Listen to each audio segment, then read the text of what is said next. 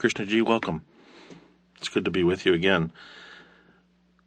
The last time we were together, we talked about many things, but principally it revolved around you're talking about your understanding and experience of meditation. And I was thinking as I was reflecting on our getting together and having a conversation, a dialogue, that many people, many of us, see ourselves in a world of conflict and chaos. And one of the things you said in the last conversation we had was, and I quote, "Love means the freedom from all conflict." And I thought that would be a good beginning point for us today. What is the first steps towards eliminating conflict? As you've suggested, the conflict externally is the one that emanates from ourselves, but achieving that state of love you talk about and moving beyond conflict, where does that begin?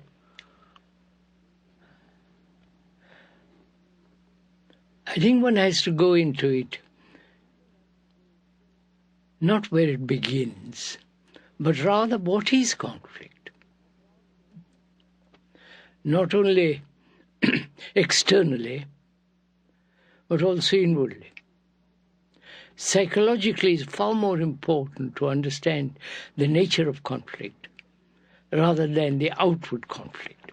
After all, the outward conflict is the result of the society which human beings have created, with all the immorality, with all the corruption, and the monstrous things that are happening in society.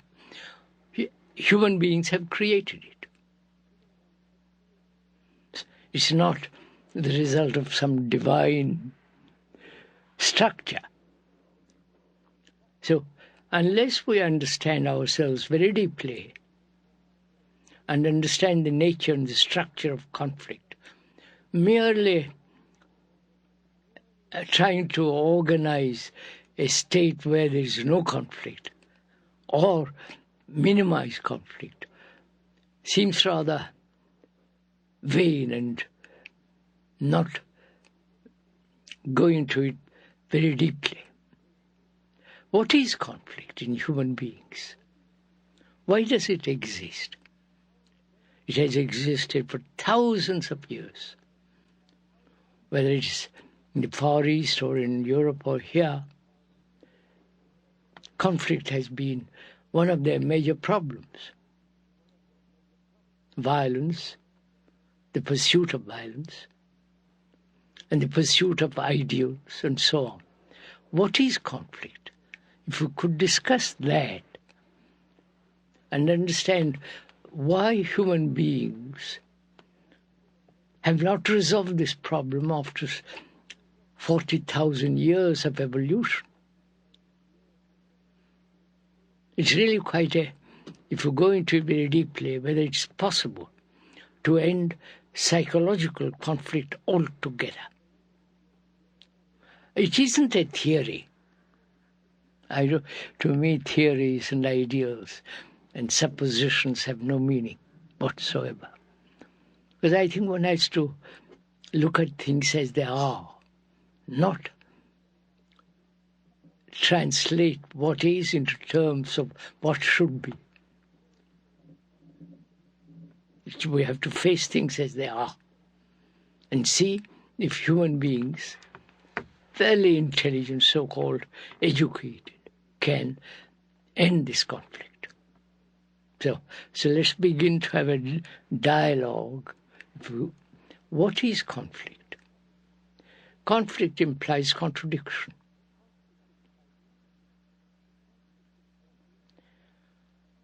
What is and what should be. Right? There is a duality and opposing elements in it. Desiring one thing and then contradicting it by another desire. So it's a very complex problem. It can't just be, tell me a system of how to end conflict, because that's too childish. Because every system intrinsically has its own degeneration. everything, whether it's political, religious, or psychological, or even scientific systems. It's called entropy. So if we could talk over together, not how to end conflict, but rather understand the whole nature of it. But in order to have contradiction, one has to have a sense of an idea, a concept, a sense of self, as it were, to be contradicted in the first place, right? No, why should we have an idea? I suppose one is violent. As human beings are violent. It's shown through 5,000 or 6,000 years of war, practically every year. Not only externally, but let us take an example. Let's look at it that way. One is greedy. Right? Why should we have the opposite of it? The idea of non-greed. That's it, right? Why should we have the concept or the ideal or a projection of not being greedy? Why? The fact is we are greedy. Let's deal with that, not with non-greed. I don't know if I'm conveying. Yes. Why are we greedy?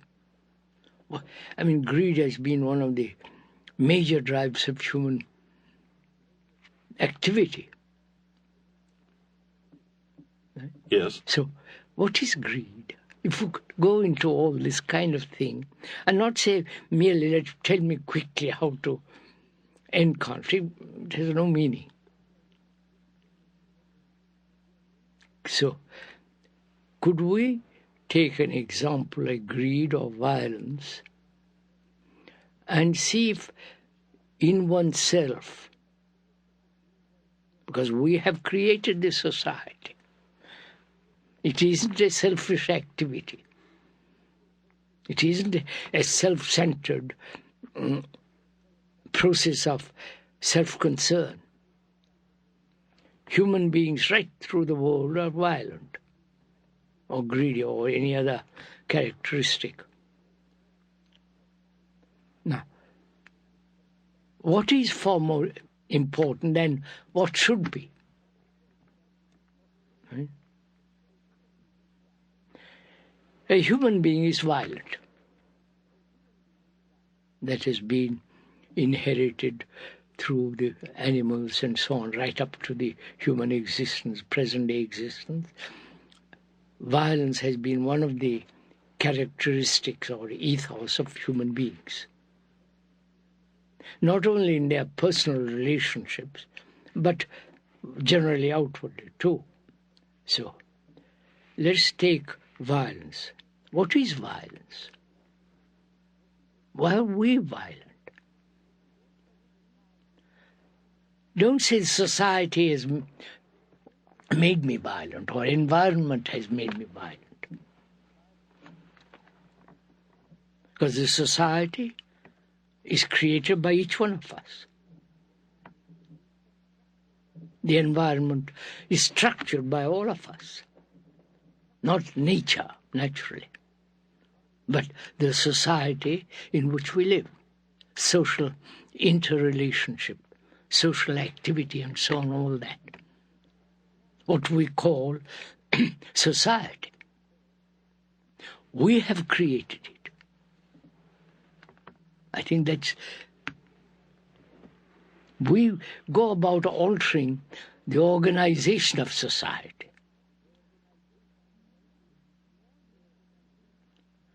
The more you organize it, the worse it seems to get. Whereas if we say we are responsible for it, completely, each one of us, whether we live in Asia or in Europe or here, each human being living on this earth, which is beautiful, extraordinarily alive, nature, because we have created this society we try to change the organization of society. We never say, I will change. I am violent. I am responsible for violence.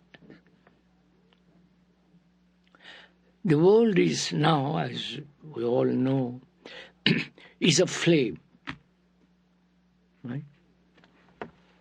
Terrible things are happening, of which most of us are not even aware.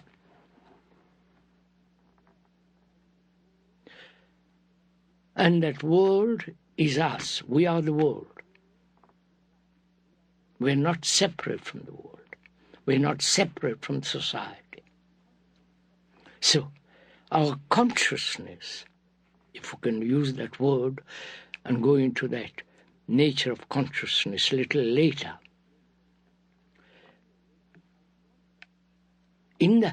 our consciousness is part of violence. Violence is part of that consciousness. So, what is violence? Not only getting angry and hitting each other, killing each other, but also inwardly, psychologically. What is violence? Aggression, obviously. Competition,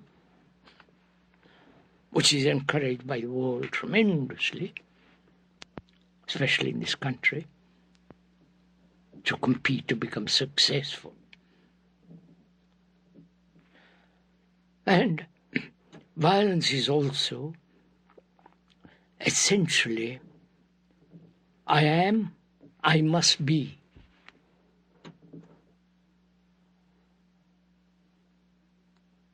I am,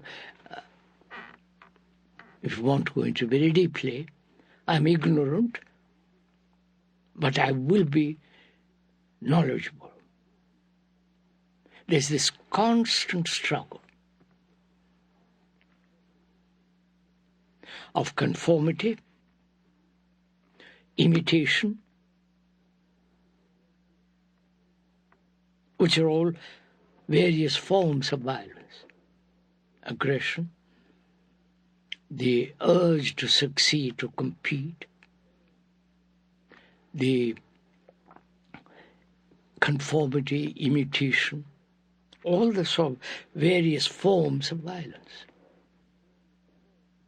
You may not agree with this, but if you go into it, these are various aspects of violence. So what is the root of violence? These are the various aspects. Like a prism. So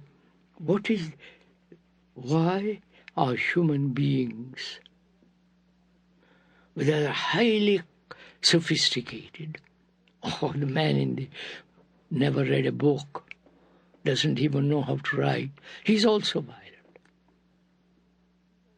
The extreme rich and the extreme poor. The black and the whole division of classical division, aristocratic division. Is division one of the factors of conflict? Me and you. I don't know if you're... Feeling of being separate from another. Separate. The American and the Russian. Ideologically divided. One has a system of tyranny. The other, so-called democratic society. Ideals. So, ideals are in conflict. I believe in one thing and you believe in another. I am a Jew, you are an Arab. Yes? So, is this division basically one of the causes or major cause of conflict? Not only outside but inside. One is a Catholic. After 2,000 years of propaganda, forgive me if I can put it that way, you have divided yourself. You said, I'm a Catholic, I'm a Protestant, I'm a Hindu, I'm a Muslim, and all the rest of that terrible division that exists geographically, nationally, racially, and especially religiously.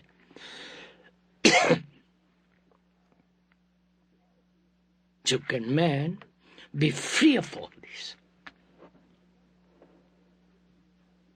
Not speculatively free, but actually free from all religious divisions.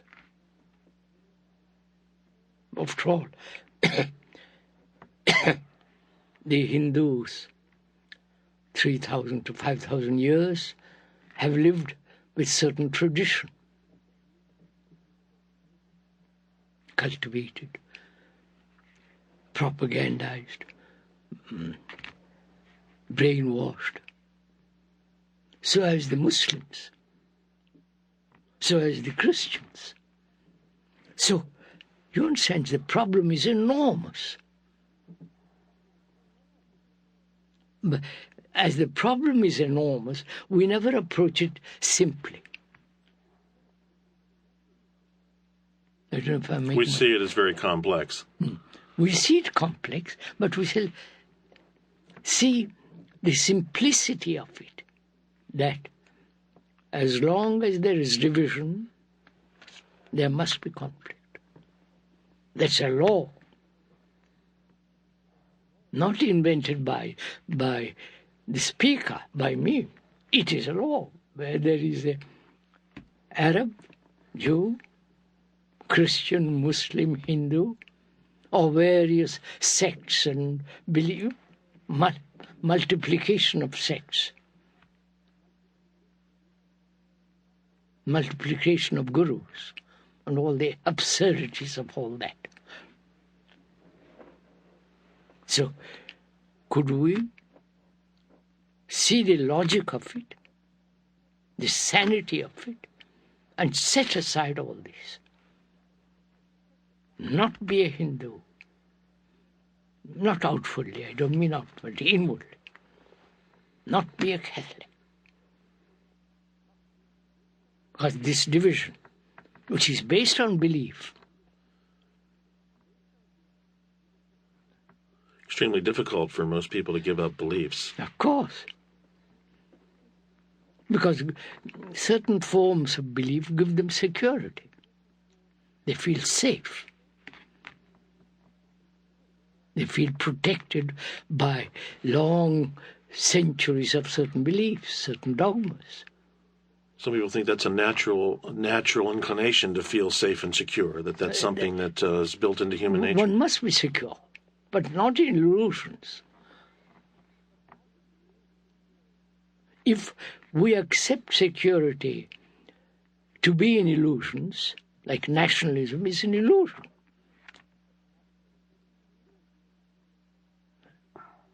And so on. That very acceptance of certain ideological or conceptual or belief is dividing the people. You're saying that something like nationalism is an illusion because it's a belief system? Yes. That's why it's illusory. We are human beings first, not Americans, Russians, or Hindus. We are human beings. And if we are human beings, why introduce all this? First, let's understand ourselves, knowing that we are responsible for the society which we have created, for the wars. The wars exist because of nationalism, economic divisions. My country first, my religion first. You see all this. Every magazine is there, every politician and so on. And that's why one feels the world is getting more and more dangerous to live in. The threatening of war, all based on this narrow concept of human existence. The idea of nationalism. What? The idea of nationalism. Not only that, the idea I'm a Christian. Mm-hmm. I'm a Catholic, Protestant, and the various innumerable divisions in Christianity, like in Hinduism, and so on, or Muslim. The world of Islam is broken up. They all believe in God. Your God and my God. But God, if I may be, I'm not an atheist. I'm a very religious person. But God is the invention of thought, born of fear, born of uncertainty, born of terrible loneliness, separation. Therefore, I project an idea of God, look at it so sanely and logically, the Hindu God, the Muslim, Christian God,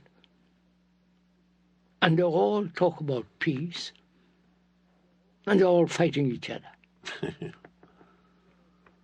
Peace requires, to understand peace requires a great deal of intelligence, which is not based on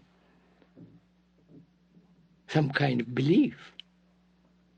So let's come back to the point. As long as there is division in myself, fragmentation,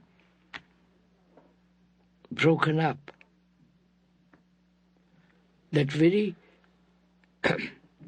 fragmentation is one of the major causes of conflict. I want this, and little later I don't want it. So this, if you want to go into it very deeply, isn't desire one of the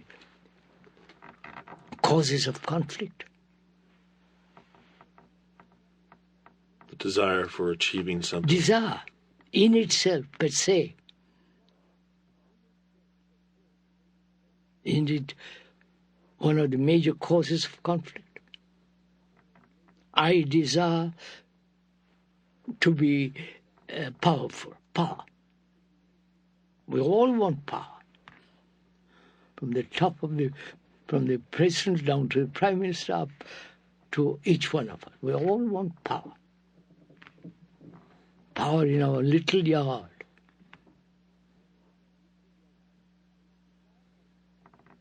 So, and the desire for power is one of the causes of conflict.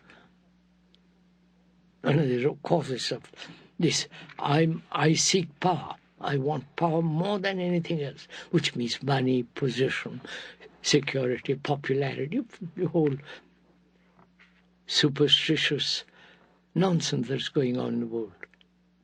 Sorry, if I put it emphatically. So, as conflict is a very complex problem, one has to approach it very simply and freely. So, as long as there is division nationally, religiously, economically, socially, there must be conflict, outside as well as psychologically. And to end that conflict, one has to go into this whole content of our consciousness. Some scientists and biopsychologists perhaps don't accept consciousness. But consciousness is our reactions, both biological, psychological reactions, right? And also our fears, our anxieties, our depression, our beliefs, and so on. The whole human nature, what we humans are, that's our consciousness. I'm a Catholic, I'm a Protestant, and so on, so on. Right, sir? Aren't those belief systems that are the contents of consciousness? Belief is, of course. Yes. You're listening to a dialogue that I conducted with the late J. Krishnamurti. My name is Michael Toms. You're listening to New Dimensions.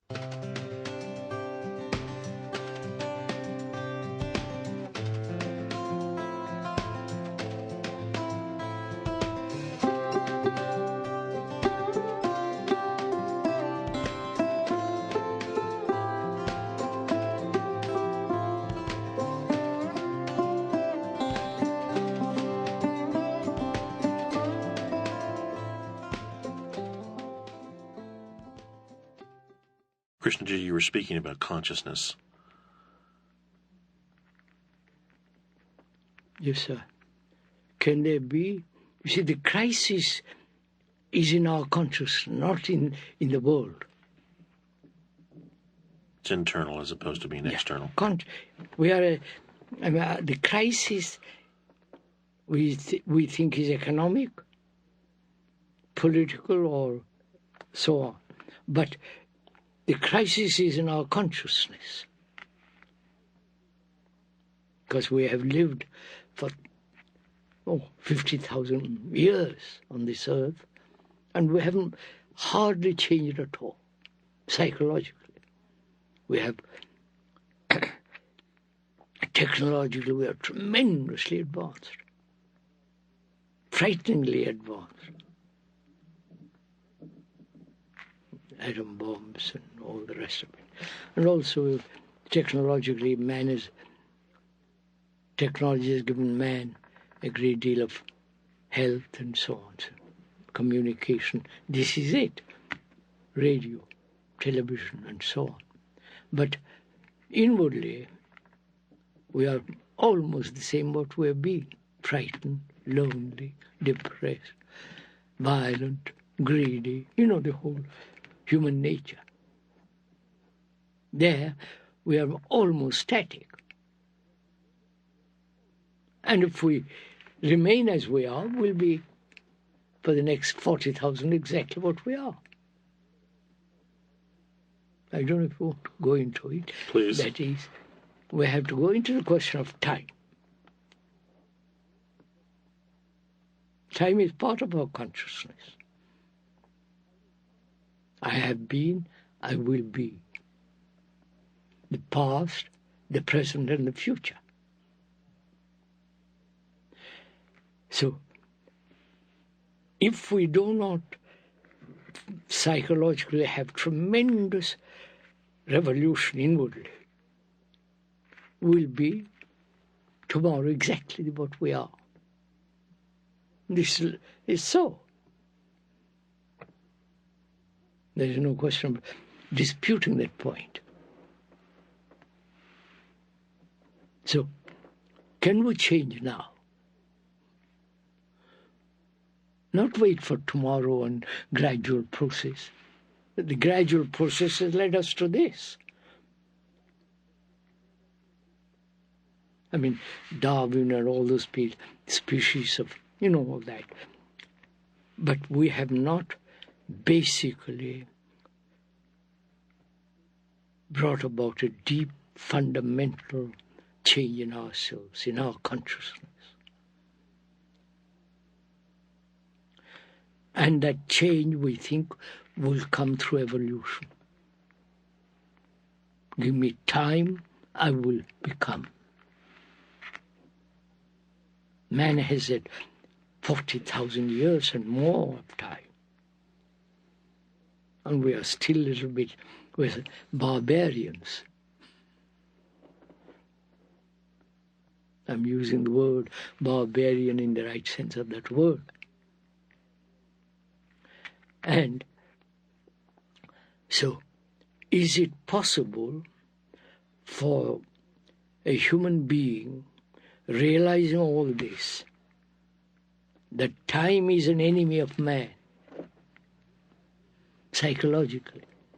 I need time to learn a language, to understand a computer. To go to the moon, I need a great deal of time. But psychologically, inwardly, if we think in terms of time, we'll be caught in the same process as we have been for 40,000 years. This is logical. But we don't want to be logical. We want to be romantic and all the rest of the business. So, is it possible for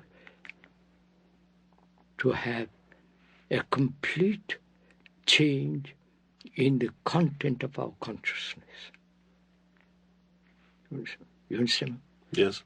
The content is our beliefs, our ideals, our fears, our nationalities, the whole structure and nature of human psyche is our consciousness. And if there is no basic revolution there psychologically, we shall be, another 10,000 years, we will be exactly what we are. So we are asking a very serious question, which we have discussed with many scientists, with so-called brain specialists and so on. Can there be a radical change in the nature, in the very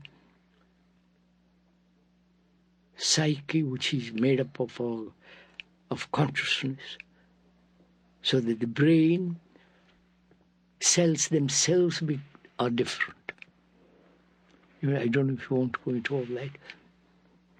Is consciousness limited to the brain? Big one? Is consciousness limited to the brain? Yes, of course. Part of the brain. Mm-hmm. Brain is the center of our reactions, both biological, physiological, and psychological. Right? And that brain has been conditioned for 40,000 years to be violent, for 2,000 years to be a Christian, or 2,000 years to be a Catholic, and so on. I hope I'm not disturbing the people who are so attached to their particular forms of beliefs. You may be. That's all right. That's all right. I don't mind.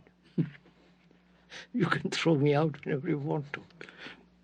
But these are obvious, logical, sane facts.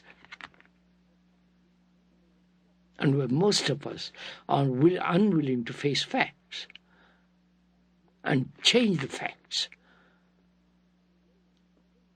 To change the fact is to remain with it. Give your whole attention to the fact. But you cannot give your whole attention if the fact is looked at with an ideal. Fact is fact. The non-fact is the ideal. I don't know if you're following what. So could we give complete attention to what we are?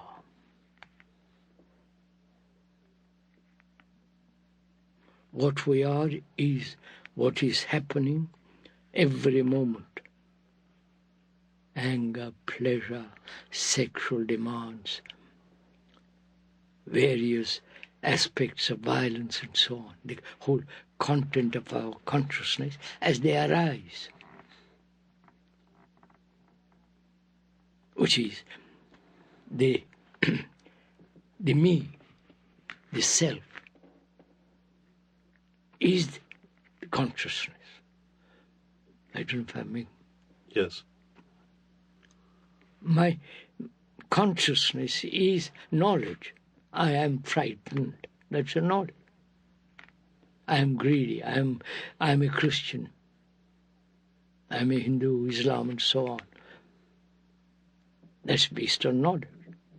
So the self, the me, the persona, is knowledge. I don't want this. We also have the sense of wanting to accumulate more of that knowledge. Yes. Not only that gives one power, position, status, and so on, but also it's very satisfying to have power. Power over somebody. The whole tyrannical political world. The totalitarian states are tremendously powerful. Look at Poland, all the rest of it. The few are in power. It's like good old, so the good old system of tyranny. So, we're asking a very serious question, whether the human brain, which has been conditioned for 40,000 years in this state, can radically transform, change itself. Not transform, because transform means changing from one form to another form. But radically change to something totally new. So that, I don't know if you want to go into all this, it involves the question of death. Yes, please. Dying. And this too, I don't know if you want to go into that. You want to discuss something about meditation. Well, we did that last time. I think you should continue. All right.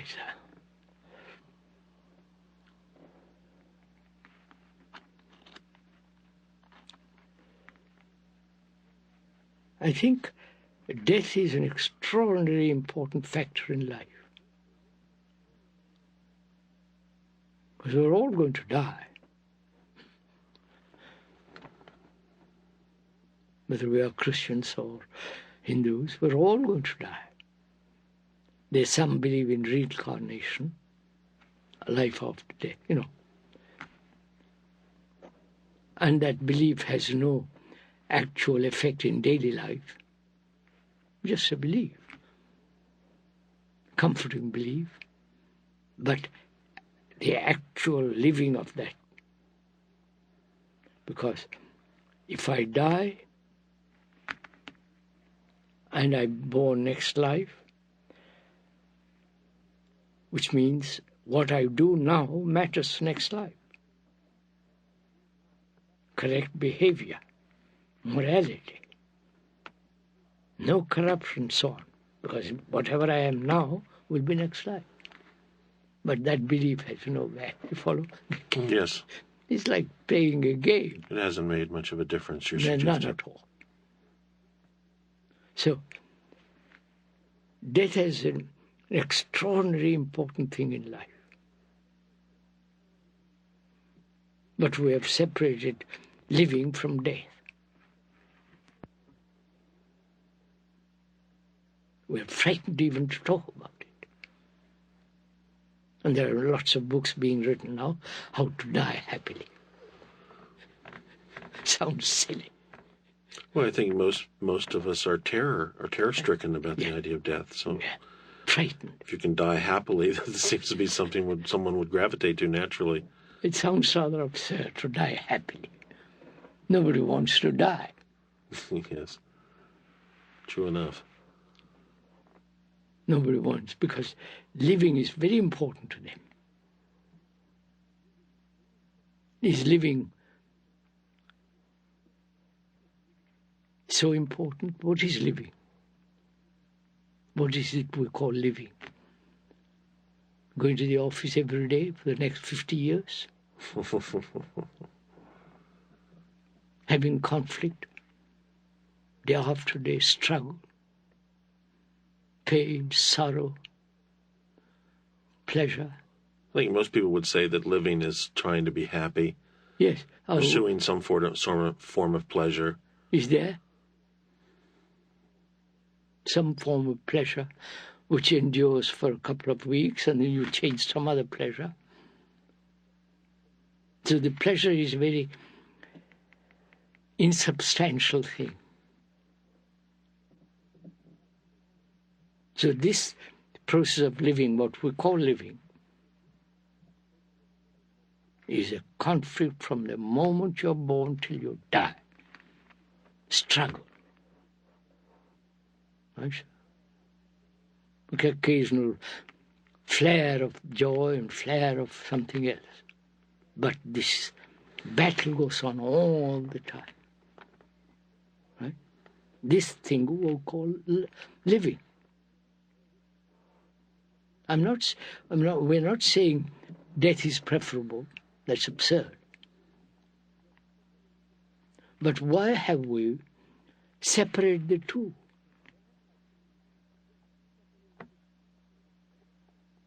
Death means the ending. The ending of what? Ending. Ending. Biologically ending, physically, ending to all my attachments to this house, to my wife, to my children, to my books, to my bank account. I'm attached. And death comes along by accident, disease, or whatever, old age. Says, sorry, old boy, that's the end of it. You can't take it with you. Yes. Right.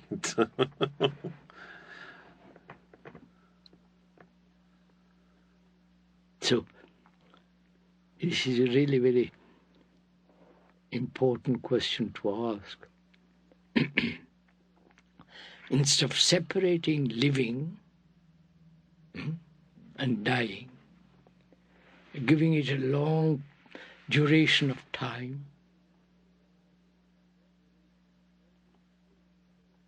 because where there's fear of death, there is no love.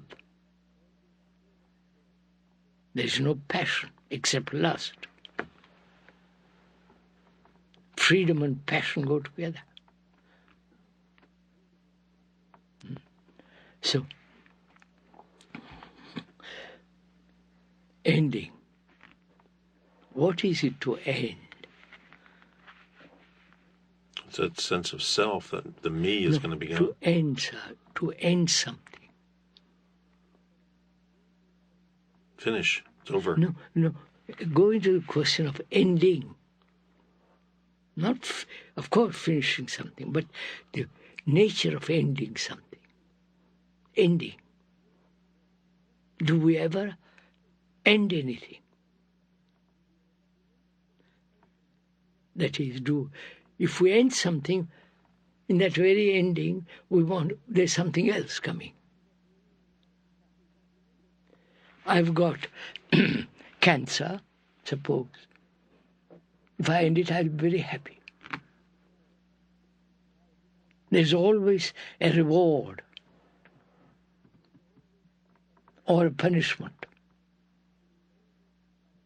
I don't know. So our life is based on reward and punishment.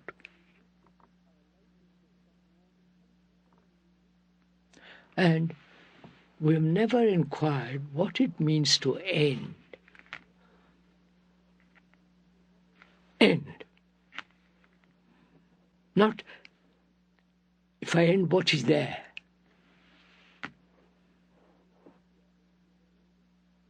If you say there is something there, you have already projected something, therefore you have never ended. This is really very interesting question, the ending. So, death is a form of ending. And because we are frightened of it, we invent life after death. And we have proofs and all the rest of it, which is all rather speculative, doubtful, suspicious. But if we could live with death, which doesn't mean suicide, live with death, morning, evening, day in and day out, live with it.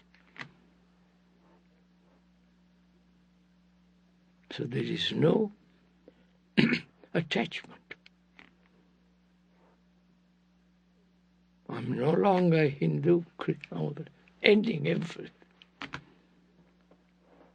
It's not a question of determination. It's why separate living, death, and be frightened of it, terrified.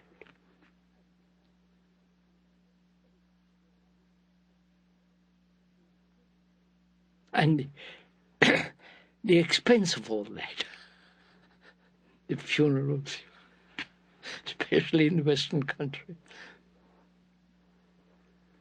profit, you follow the whole commercialism around death.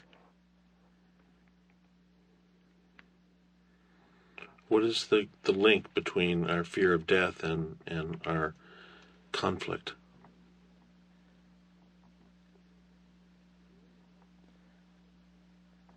Yeah, to end conflict. Not if I end conflict, what is there? Not to ask that question, to end it. Because this is very important, because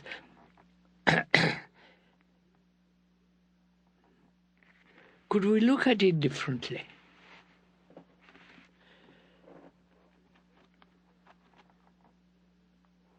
We are wasting our energy tremendously. Conflict is wastage of energy. Like a internal combustion machine, if you put gravel into it, wears itself out. So we are wearing ourselves out, psychologically. Constant conflict, struggle. Never a period of quietness. And to have quiet, you meditate. Another struggle. Mm-hmm. Which is the best meditation? How am I to practice? I must practice. Follow. That's also conflict. Another system, another belief, another idea. Never a day in which you are absolutely quiet. Not occupied with something or other. So, the ending totally is the cessation of wasting energy. I don't know. If I have no conflict, I've got tremendous energy.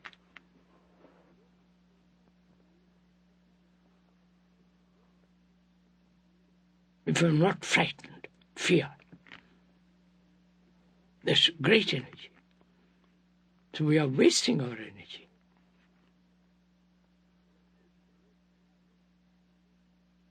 And to live a life without wasting energy, you understand, sir? Yes. That is something extraordinary.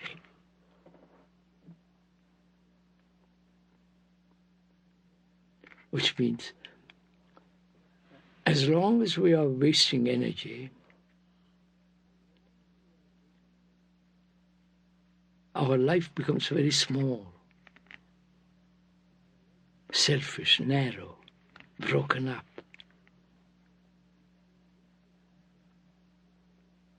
If there is no wastage of energy, no conflict, which is very, very, as we went into it, then there is an art of living, which you don't learn in schools or colleges or from some specialists. You are so become aware of it, attentive. And that very attention is like a flame which burns out the wastage of energy. Wastage.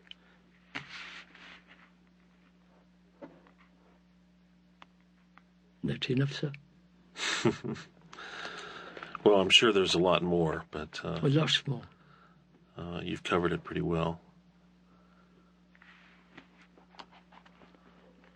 I want to thank you for being with us. No.